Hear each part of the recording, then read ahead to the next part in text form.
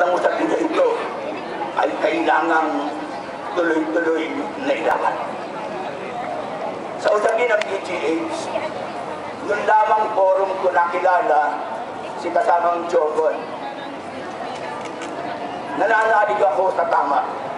Ang tama ay kailangang siyang manahid. Nagkaroon na ng resolusyon ang usapin ng chancellorship, ang usapin ng directorship ng PGH ng siya'y mahalal. Walang puwang para mabago ito. Pero ang pinakamahalaga sa lahat na gusto kong iparating na mensahe ay ito. Hindi ko siya kilala. Pero nung marinig ko siya sa forum, sabi ko sa sarili ko, si Jogon ang kumakatawan sa puso at espiritu ng PGH.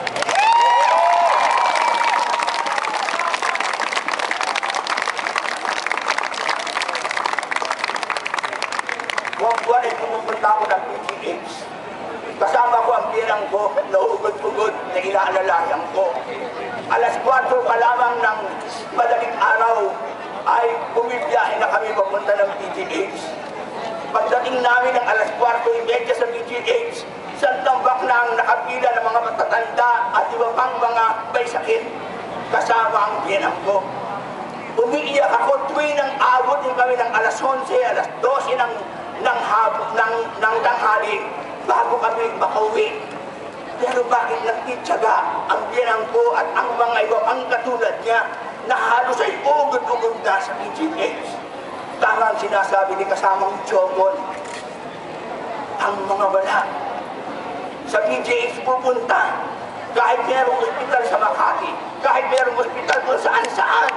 Ang mga wala, ang alam lang nilang ospital na makapaglilingkod sa kanila ay PGH.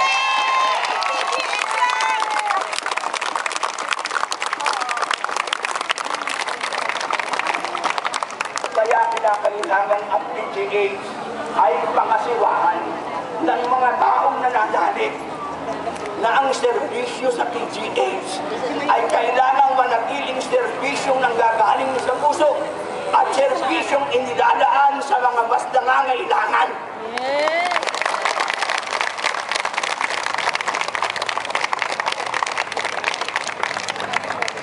Pwede ba sandali lang? Pakinig ka ng konti.